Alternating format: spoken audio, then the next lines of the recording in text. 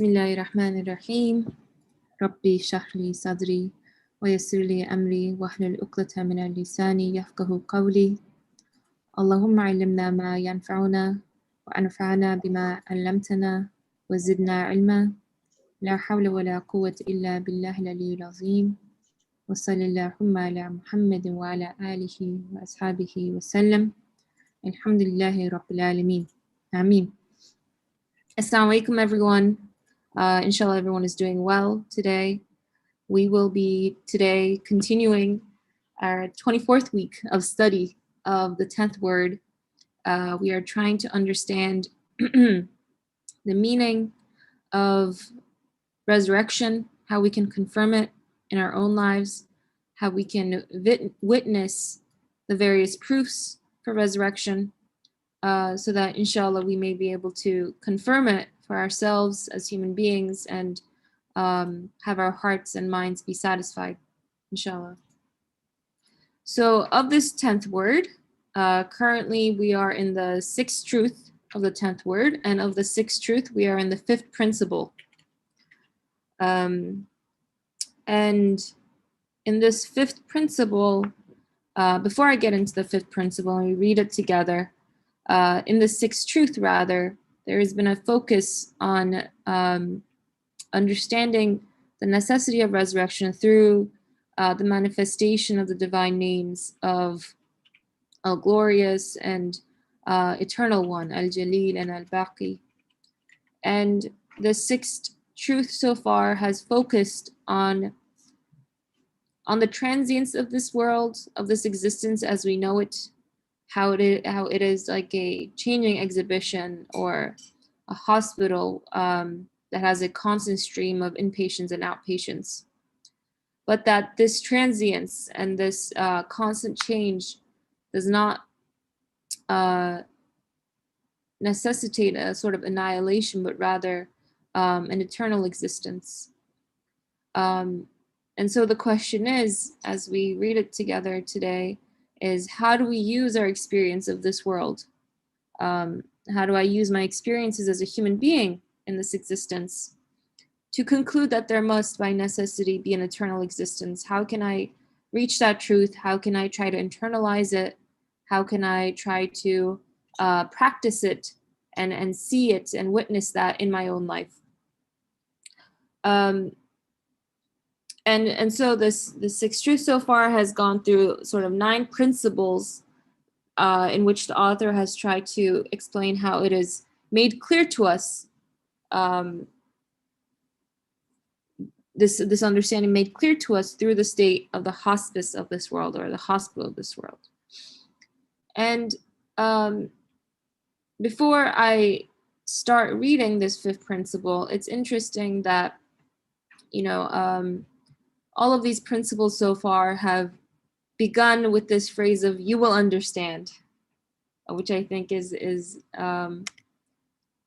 significant to the extent that the author here is telling us that whatever is being explained, whatever is being expounded in this text, that it's within the reach of my understanding as a human being, that it's within the reach of my intellect as a human being.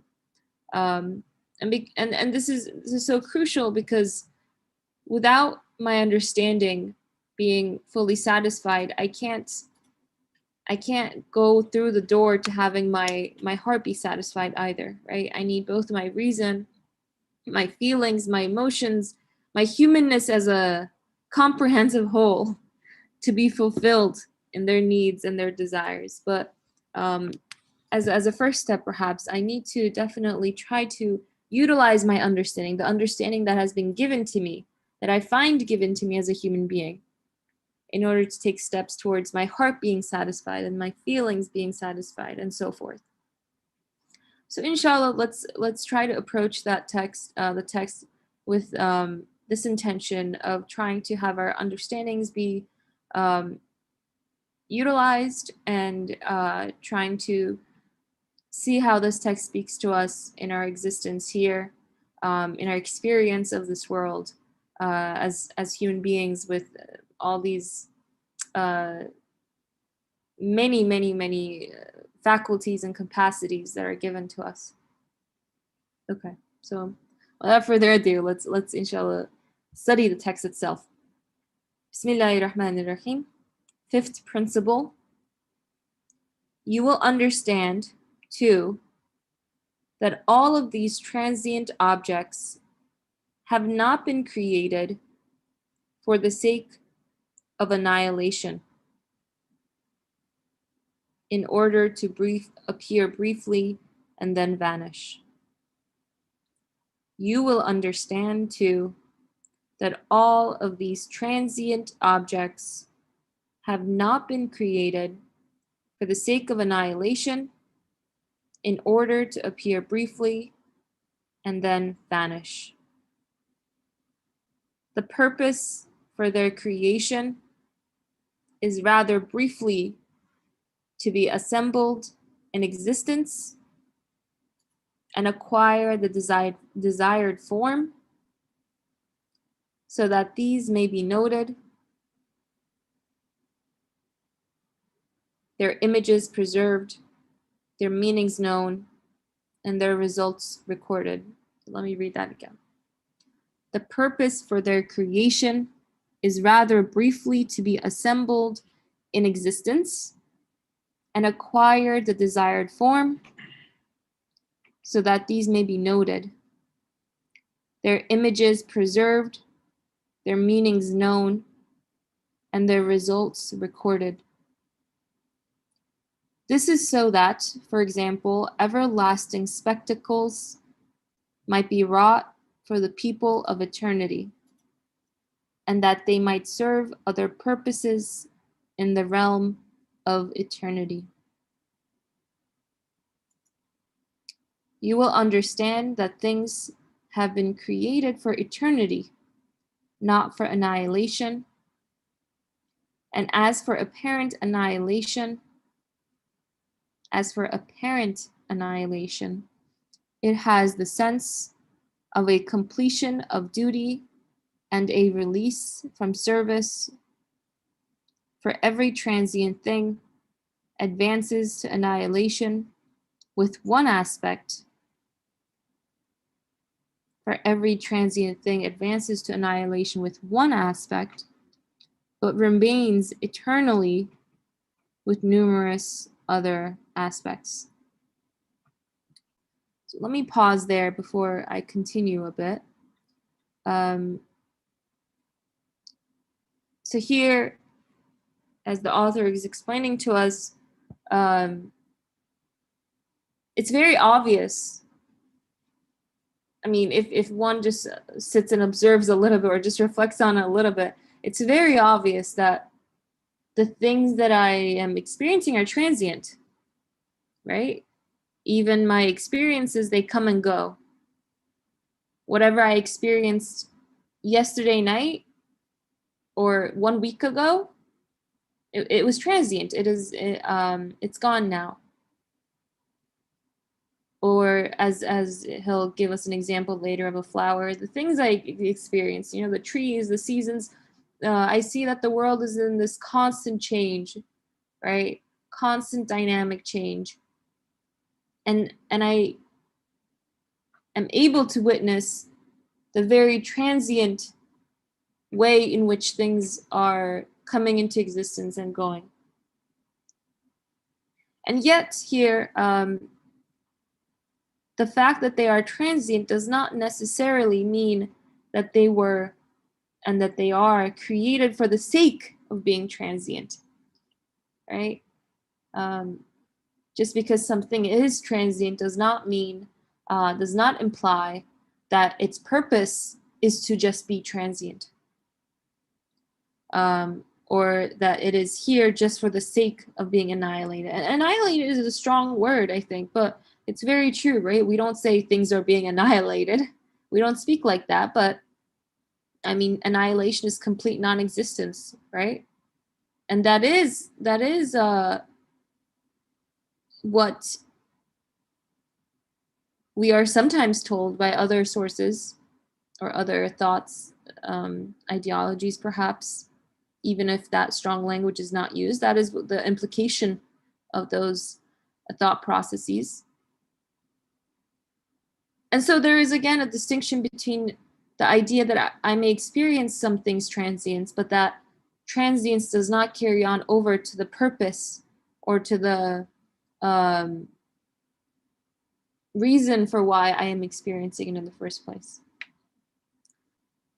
And I guess one example of this, very, very easy example of this, I think the author has already mentioned this in the Sixth Truth and maybe other areas as well, is that we can think of an art exhibition, right? If you live in a city, you'll see it all the time, like these pop-up art exhibitions. And even if you don't live in a city, it could be somewhere just in the street or in a corridor or even just as a building, right?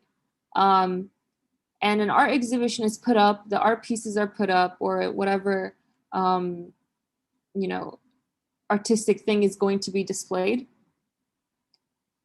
And although it may just be there for a temporary period of time, the purpose behind it is not just to communicate that it will go away. It's there to depart a meaning. You go in there and you experience something with the art. You form a relationship with it. You extract a sort of meaning from it. Its reason for being there is to communicate something to you. It's not there just for the sake of being there and then being deinstalled or something like that.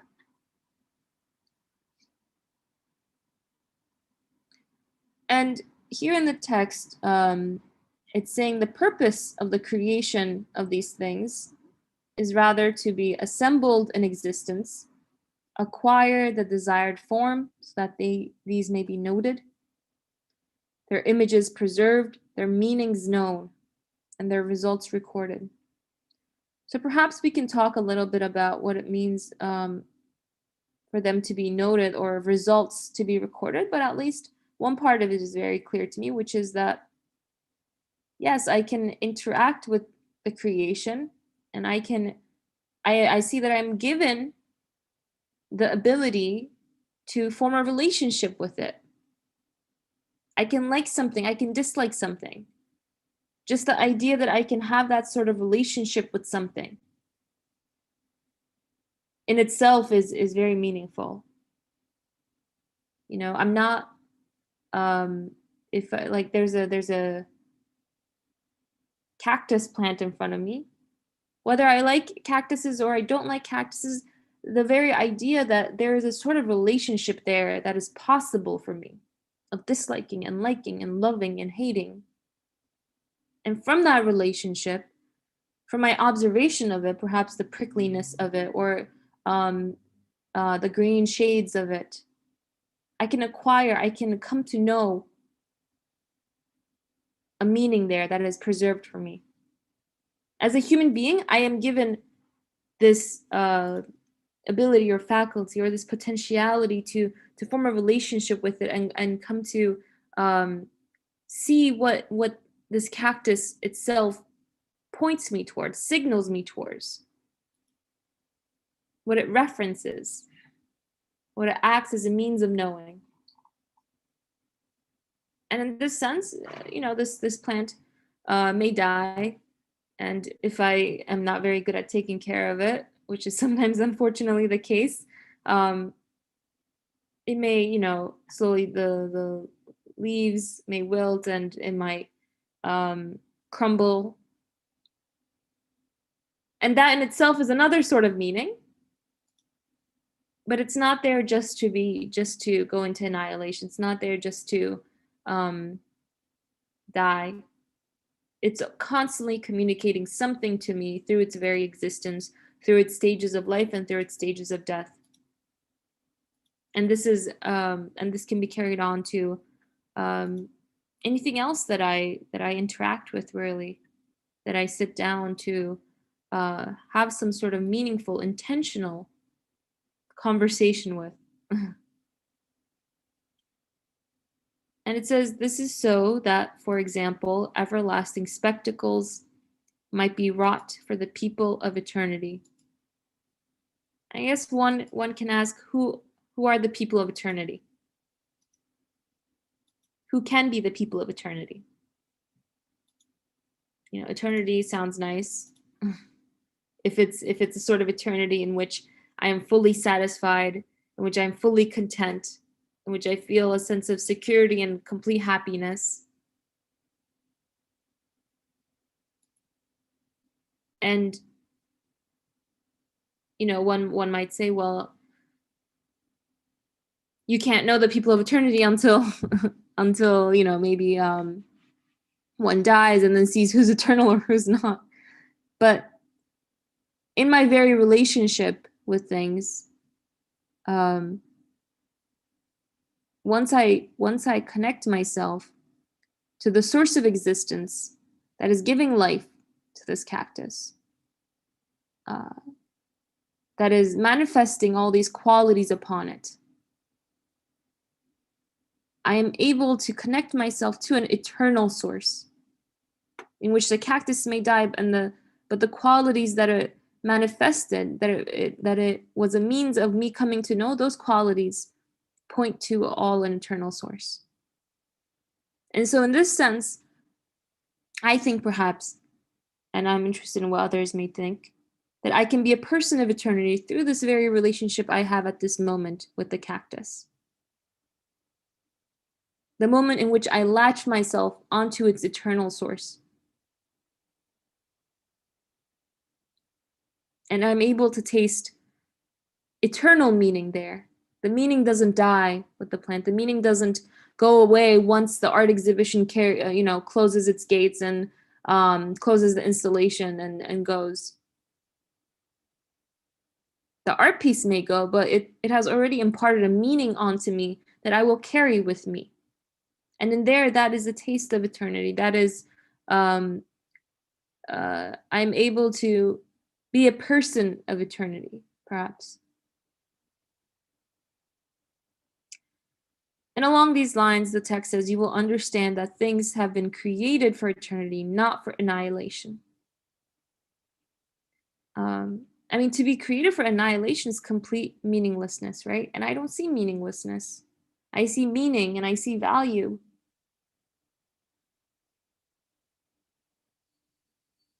And I'm also able to deduce that whoever put up this art exhibition, these many art pieces, they must be an artist of some sort with, all these point to the idea that there's more art to be seen, to be experienced. And we have a comment in the chat box by a friend who says, when the text says purpose of their creation and completion of duty, it means to me that creation cannot be without purpose and duty. Purpose and creation must be together always. Is that right? Yeah, I think that's very well said. Thank you. Because the moment, I can't separate purpose from creation, or I can't separate the meaning that I see from creation. It's not like there is the cactus and then there is the meaning. No, it's almost one and the same. Perhaps we can say creation is purpose. And it says, and I'll just say this last comment before I am eager to hear what others might have comments or questions on as we study this paragraph. It says, as for apparent annihilation, and this is true, right? I see apparent annihilation in that, yeah, I will see the cactus die. I can't ignore the fact that things die. I see the decay of things. I see, once summer is over, I'll start to see the trees and the leaves fall down and a certain sense of death, right, in the world around me. But that the author is saying that this is a sort of apparent annihilation, not genuine, in that whatever purpose or responsibility that these things had, they have fulfilled it. The way he phrased it has a sense of a completion of duty and a release from service, just as maybe a soldier may complete their duty. For every transient thing advances to annihilation with one aspect, and I see that aspect pretty clearly, but remains eternally with numerous other aspects. And to me, that says that, I don't want to separate the meaning and the physical form of an existent thing, of the cactus. I don't want to go down that route, but it's not just the physicality of itself either. It's not just the physical artwork. The artwork is communicating art. It's communicating something that is beyond just pieces of wood and pieces of paint. There's something intangible there. And so it's saying that, the artwork might be, let's say, even destroyed. But once I looked at it, and once I, observed it and witnessed it, the many meanings that it carried are with me now. It doesn't matter if it's burned or not. Just like as I would read a book. Once I read the book, maybe I want to preserve the physical form as well, maybe to read it again. But even if the book was burned or torn, that book is with me now in many, many aspects. It's only destroyed in one aspect. The book, by all means, by the very meaning that it denotes, remains eternally with me. That's how I'm understanding this, at least. But if others have comments or questions that they'd like to pose at this time, please feel free. Especially maybe we can try to further understand this sentence a bit, what it means for creation to acquire desired form, for the results to be recorded. What is the result of a purpose of creation? As well as I would be interested in other people's ideas of what it means to be a person of eternity. So those are some thoughts. We have a hand by Abdurrahman. Please go ahead. Assalamu alaikum. So I guess I have a question. So when we read this sentence, you will understand that things have been created for eternity, not for annihilation. And as for apparent annihilation, has the sense of a completion of duty and a release from service, and so on. And I know this has been studied for a while, but I'm just trying to see if this statement is really honest or it's so truthful. Okay, I can understand that. Okay, a book is destroyed, but the meaning stays. Or a flower exists, it looks beautiful, and then winter comes around and the flower dies and it's gone. But the act of a flower existing kind of stays. But so there's a meaning, maybe, like there's a beauty, but at the end of the day, maybe the meaning is the fact that a creator had created a flower. That's the meaning that stays. The flower is still annihilated. The meaning that stays is my creator had the power to create that flower, and then that's only as good as your memory. I personally don't think about flowers from previous seasons, or we all have memories that slowly fade. So like, if it is in the memory or the meaning that these things are eternal, then it fades, it seems. Similarly with the experiences I have, the deaths I experience in my personal life, eventually they fade in memory. And the way I see it is, something dies and maybe I can somehow find my creator's hand in it, and I can get closer to my creator from that. Like, I can see that, he was the one that was creating it, but the thing itself is still dead. It's, for me, what seems to stay is this idea that, okay, you can get closer to your creator from it, but the thing is dead. Like, I don't see the thing as being eternal, as the sentence seems to imply. Like, the flower is not eternal for me. It serves a purpose, and maybe it helps me get closer to my creator, but the flower itself is still gone. That's, and maybe personally, like the way this might like be more personal for me or like affect me is, let's say I enjoy something, and the thing I enjoyed, or let's say a loved one I really like, I enjoy that they're being created in my life, and then they pass away, God forbid. uh and then I can maybe come to the conclusion of like, my creator was the one creating them. I can come to the conclusion that the compassion and mercy I witnessed there was from my creator, and I can feel that maybe connection with my creator closer. But the person, like there's a meaning maybe left behind. And okay, we do believe that there's a resurrection, so maybe in terms of people it's not the best example, but uh what I'm trying to emphasize is it seems that the thing itself dies and there's a meaning of getting closer to the creator, but the thing does die, it seems, if that makes sense. Thank you, Abdurrahman. So if I understand your question correct, are what you're taking issue with seems to be that things don't seem to be preserved in the full sense, because even I can't carry something with me in the full sense. Is that something along the lines of what you're trying to say? Maybe just pose your question one more time, and then I'm going to give the mic to Brother Ali. Yeah, that's, I guess, relatively close. Like it's just, I don't think it's accurate to say that things were created for eternity. Maybe things were created for the purpose to lead you to your creator. That's like a statement I can verify right now. But to say that a flower was created for eternity doesn't seem true for me. Like there is a meaning you can get from it, which leads you to like the creator. But the flower, it fades in memory. The flower itself is gone. It served the purpose, and it seems to be gone. Thank you.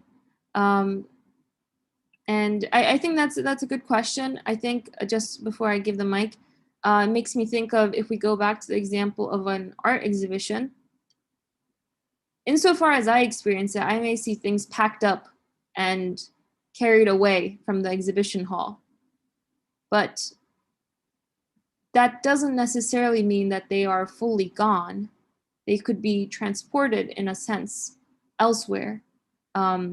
Insofar as I'm concerned, I've got the meaning, and that is what its purpose for me was designated for.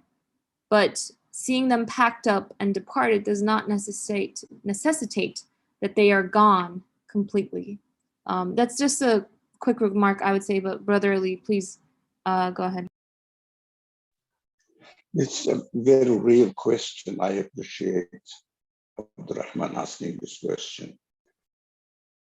But the answer I would like to emphasize on, and which is also methodologically very important, actually, this question is answered, or the fifth principle, the first paragraph, is explained further in the second paragraph, the following paragraph. So I would like to preserve the answer after reading the second paragraph, because the answer is there, but we have to study it.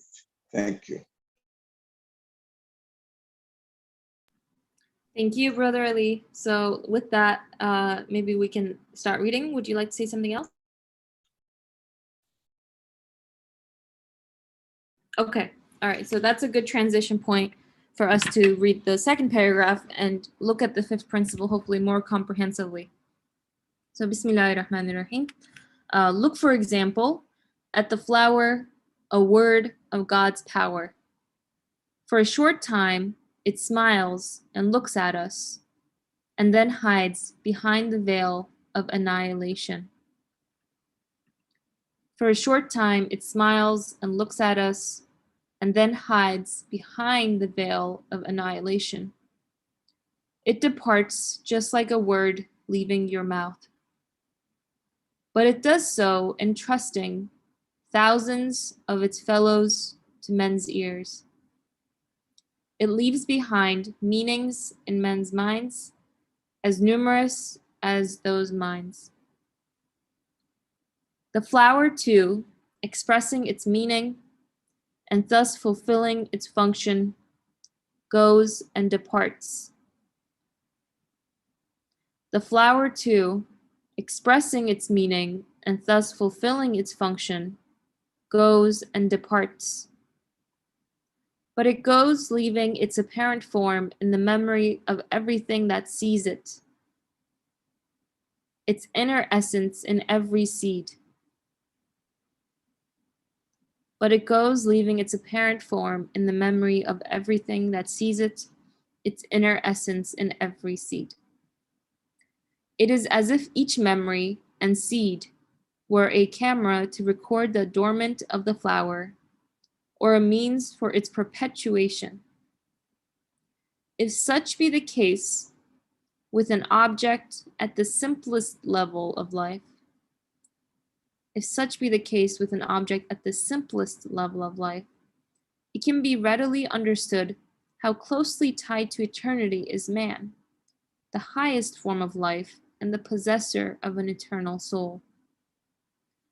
Again, from the fact that the laws, each resembling a spirit, according to which large flowering and fruit-bearing plants are formed, and the representations of their forms are preserved and perpetuated in most regular fashion in tiny seeds throughout tempestuous changes.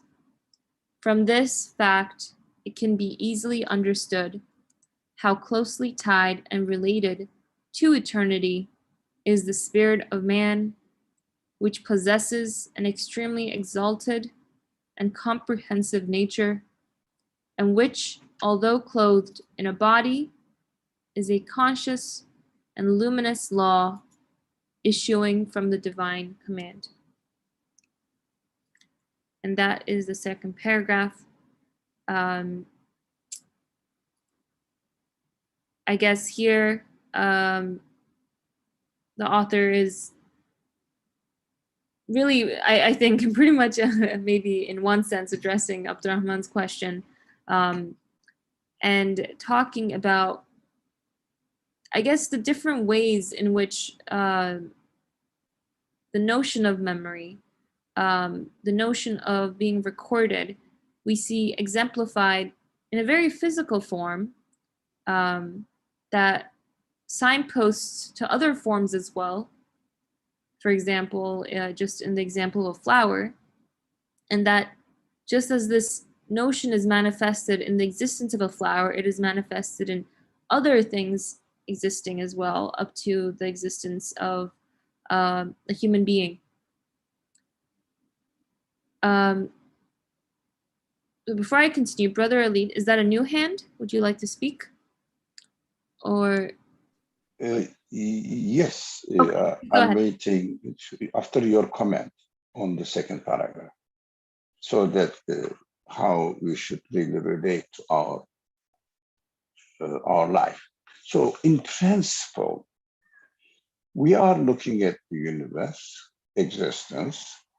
We are using our qualities which are given to us. This is the in principle. And we make sense of the creation according to our capacity. That is our responsibility.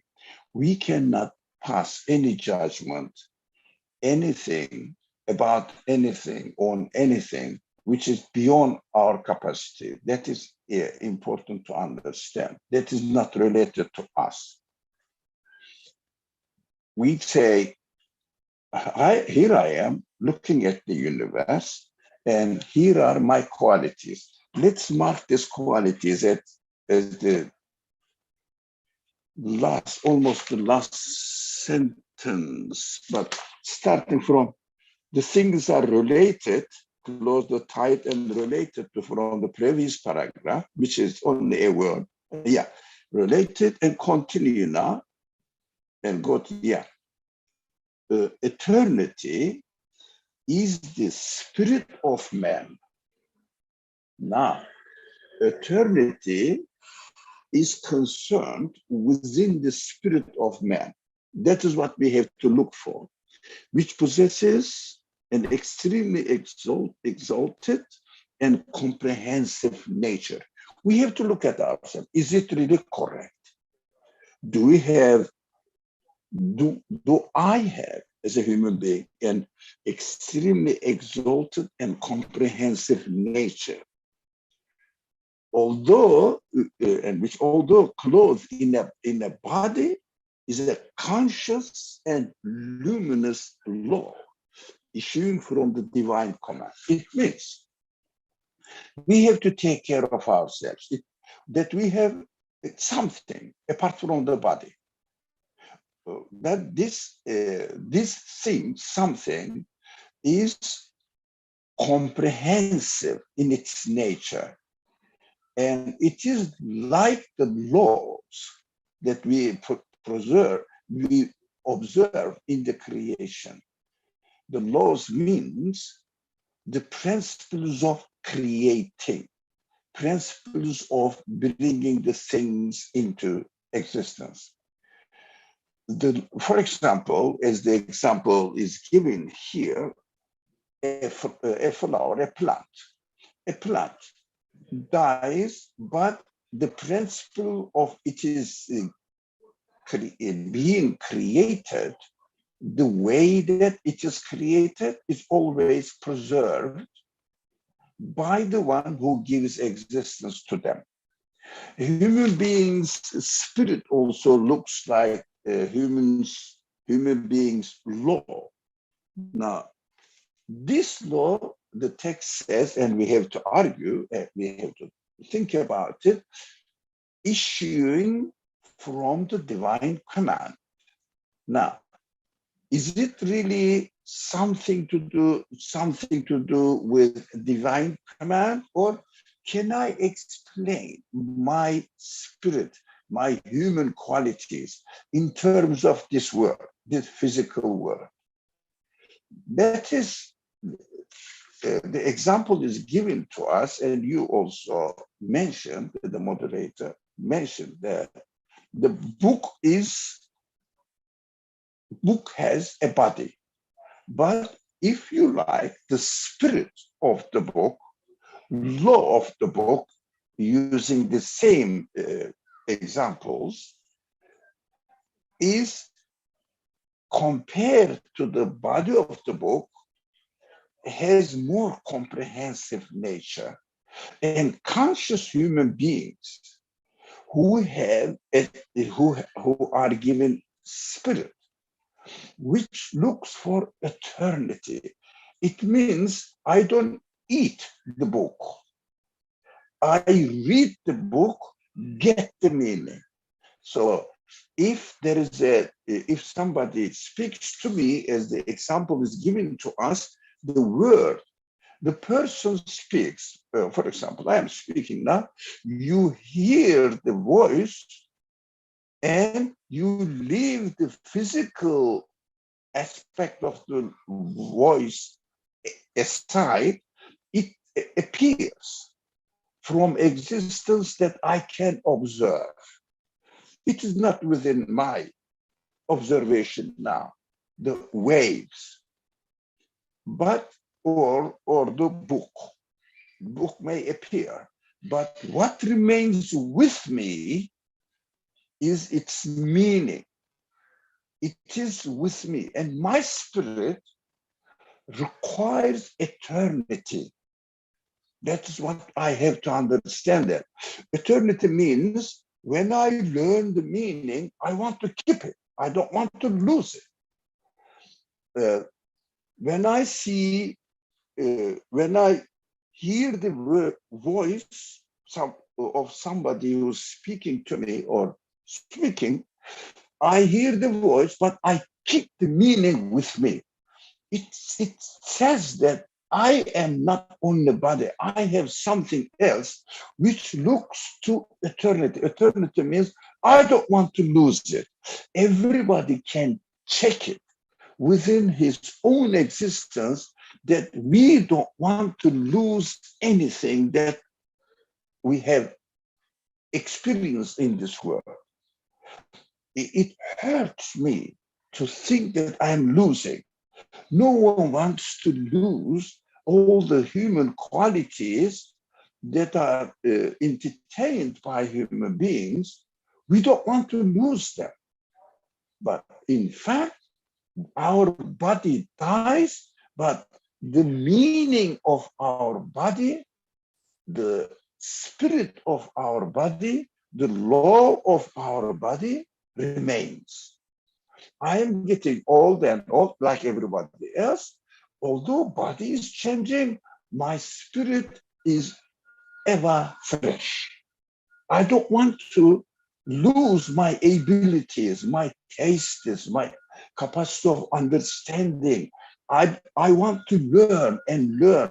I want to become aware of the qualities of the creation out there. I relate the creation to me, to myself. I see the meaning in their existence. I see the purpose in their existence. But they are transient, as Abdurrahman said, according to my capacity. But my spirit wants to keep them eternally. It doesn't want to leave them. I want to learn and I don't want to forget them. I don't want to lose them. And when I experience any quality, human quality, I want to keep them. I don't want to lose them. So eternity, desire for eternity is with us. How about what happened now? What is happening in this world now? Everything seems to be disappearing, but their forms, their meaning, their qualities, I can see that they don't disappear. They remain with me. There is strange things are going on in this world, which means I cannot really come to the conclusion that everything is transient. I am also transient. I don't want anything to be preserved within my existence. Not everybody, as if somebody has a little bit pain, a little bit health issue, runs to the doctor. Why? We don't want it. We don't want to lose it. We want to entertain it. That's what we have to understand, that this creation is coming from a divine command and is presented to us in order to let us realize that the divine creator is making a demonstration here. Like the moderator, Ayşe Nur, presented the example of a fair, for example, in an exhibition hall, for example. In the exhibition hall, the things are presented, exhibited. In order to what? In order to get this order, so that in the fair, the companies come and present their products, but they don't sell it. They say, okay, fill in the form, order form. We will send you from the center, from our plant, from our factory. So this is just to demonstration. Don't we see that the universe is exactly like this? The people who come there, they don't just want to see the thing and then don't want to have it. No, I want to have it, especially if I need it, if my spirit needs it, my feeling is needed. What I do, I feel in the order form. I want it to be with me. That is how the universe is. I see the exhibition hall of the universe. I see the qualities manifested there, beautiful, ugly, whatever, all presented here. I want to keep them. I don't want to lose them. But bodily side of me dies. We call it death. It means taken away from the exhibition hall. But my human side, my spirit, still desires eternity, and it never gets old, it never disappears, like the laws, the creation principles, never disappears. This beautiful example of the universe tells us that the things are not created in order to go into annihilation, but the things, we conclude now by using our human reasoning, the things must have been created for a perpetual purpose. That is why we come to the conclusion that according to our capacity, this universe is created for an eternity. But this eternity, we cannot observe it here, but our spirit desires for it. It means there's a perfect balance between what is going on in this universe and what my human spirit, my human side requires.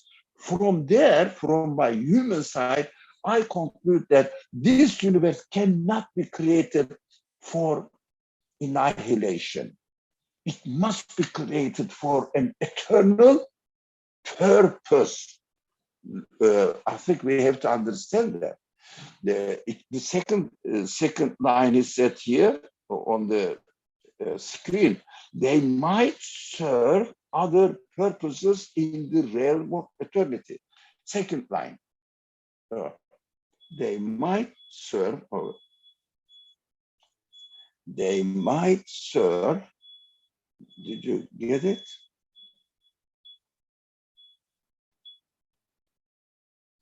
Oh, where was it? You moved it. The first or second paragraph.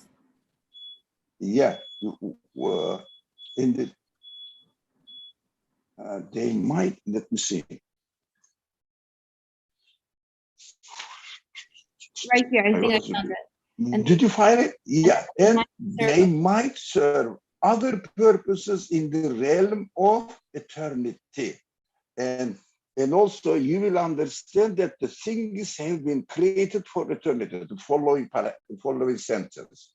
You will understand that the things have been created for eternity, not for annihilation. Abdurrahman's question was very real. It is not only for Abdurrahman's question. Many people are that. We ask this question. They say, we don't see eternity. Everything is annihilated, but everything disappears.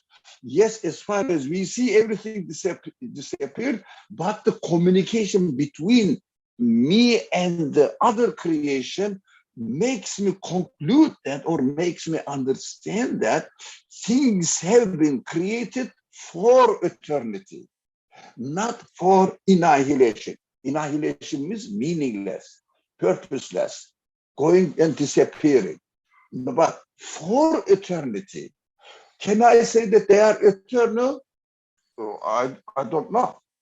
But as far as the divine power, as far as the divine quality or divine creator is concerned, I say, if the universe is created by an absolute being, why this absolute being should not be able to preserve the creation and present it to me again, saying that, look, Ali, you have lived this life, you have treated my exhibition entities here in the universe in this way or another way.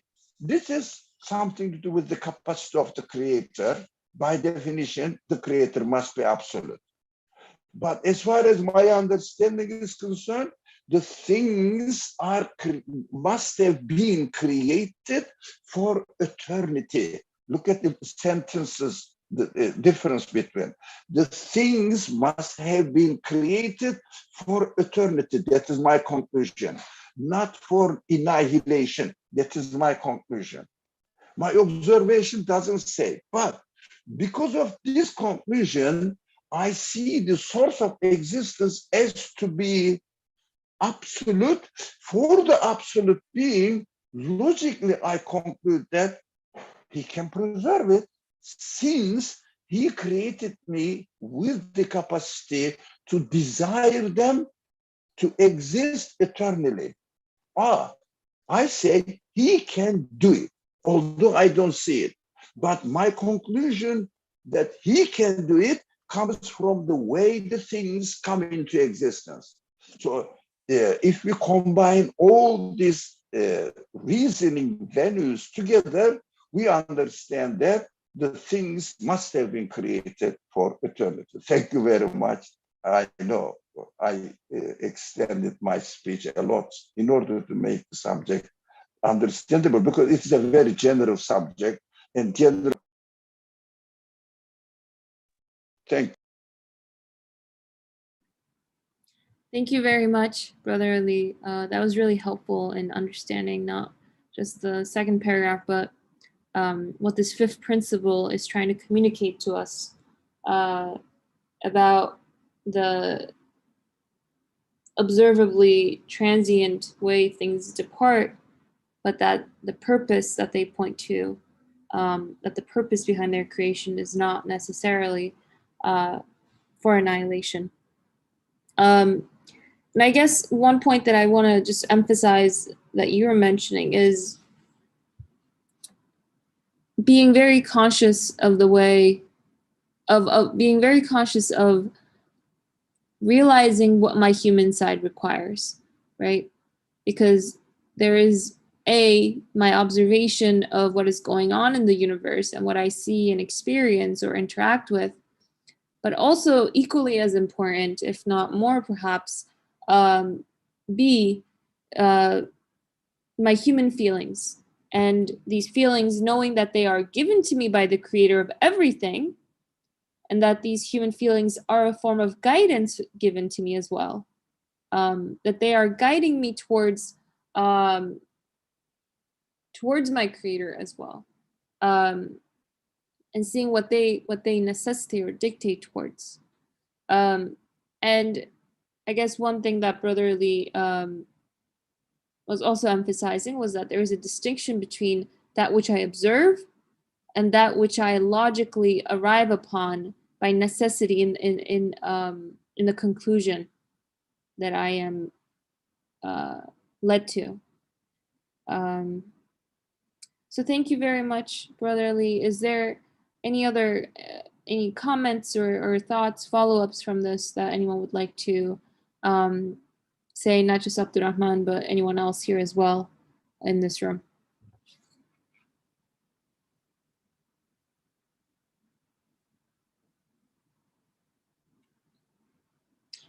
Okay, inshallah. So I guess I feel like we had a nice discussion on this second paragraph, and I guess the relationship. One thing that I take from it is also that whatever I observe in a minute level, minute being relative here, let's say in the level of flowers, like everything in creation helps me in my reasoning towards what is required by my humanity, right? Here, the author is starting with the example of a flower. And I like how it says, for a short time it smiles and looks at us. There's a sort of consciousness there. There's a sort of communication there, since a smile is a communication. But that whatever that flower represents within its own given order and given existence, how like easily and nicely that can be related to the requirements of my humanity, to the requirements of, as it said, eternity being in the spirit of the human being. And I guess in that sense, you know, just underlining the fact that everything in existence is very much so interrelated with me, in that it's not only communicating a meaning to me, not only communicating something valuable to me, but also there for me to relate to in some way. That whatever it goes through, I see myself going through as well, in one level or another. And I think that's very valuable, just in seeing other creation as a sort of brother or sister in existence. I think that's very beautiful for me, at least. So since we only have a few minutes left, I don't think it would be a very good idea to, I mean, it's short, but I think let's leave the sixth principle and the seventh or others for next week. I think let's end here for today, unless there are other comments or just concluding thoughts, questions that you'd like to pose for next week. I'll pause for a moment for that. If not, then inshallah, let's conclude. سبحانك لا علم لنا إلا ما علمتنا إنك أنت العليم الحكيم وآخر دعوانا أن الحمد لله